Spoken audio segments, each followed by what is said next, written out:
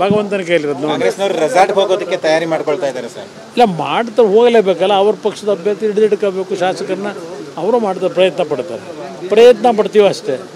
ಫಲಾಫಲ ಏನೋ ಇದೆಯಲ್ಲ, ಕರ್ಮಣ್ಯೇವ ಒಂದು ನಮ್ಮ ಇದೆಯಲ್ಲ ಮಹಾಭಾರತದಲ್ಲಿ, ನಮ್ಮ ಕರ್ಮ ಏನು ಮಾಡಬೇಕು ಮಾಡೋಣ. ನಿಮ್ಮಿಂದ ಕೆಲವರು ನೋಡಿ, ನಮ್ಮಿಂದ ಯಾವುದು ಅಡ್ಡ ಮತ ಆಗಲ್ಲ, BJP-ಯಿಂದಲೂ ಆಗಲ್ಲ, ನಮ್ಮ ಪಕ್ಷದಿಂದಲೂ ಆಗಲ್ಲ, ಎಲ್ಲರೂ ಒಟ್ಟಾಗಿದ್ದಾರೆ. ಎಸ್ ಟಿ ಸಂಸದರು ಇವತ್ತು ಪ್ರತಿಭಟನೆ ಬರಲೇ ಇಲ್ಲಪ್ಪ. ಪ್ರತಿಭಟನೆಗೆ ಬರೋದು ಬಿಡೋದು ಬೇರೆ, ಮತದಾನ ದಿನ ನಡೆಯತಕ್ಕಂಥದ್ದು ಬೇರೆ, ಅದು ನೋಡೋಣಂತೆ.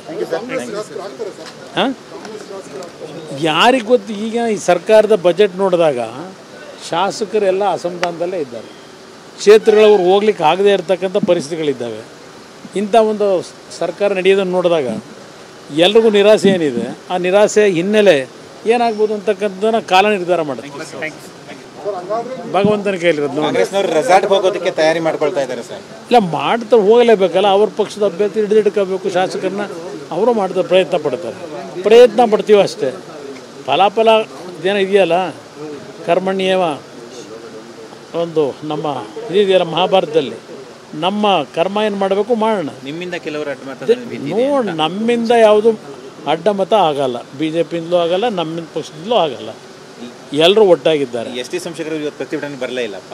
ಪ್ರತಿಭಟನೆಗೆ ಬರೋದು ಬಿಡೋದು ಬೇರೆ, ಮತದಾನ ದಿನ ನಡೆಯತಕ್ಕಂಥದ್ದು ಬೇರೆ, ಅದು ನೋಡೋಣಂತೆ.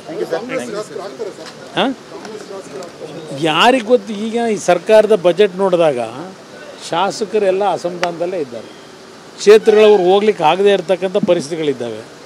ಇಂಥ ಒಂದು ಸರ್ಕಾರ ನಡೆಯೋದನ್ನು ನೋಡಿದಾಗ ಎಲ್ರಿಗೂ ನಿರಾಸೆ ಏನಿದೆ, ಆ ನಿರಾಸೆ ಹಿನ್ನೆಲೆ ಏನಾಗ್ಬೋದು ಅಂತಕ್ಕಂಥದ್ದನ್ನು ಕಾಲ ನಿರ್ಧಾರ ಮಾಡುತ್ತೆ.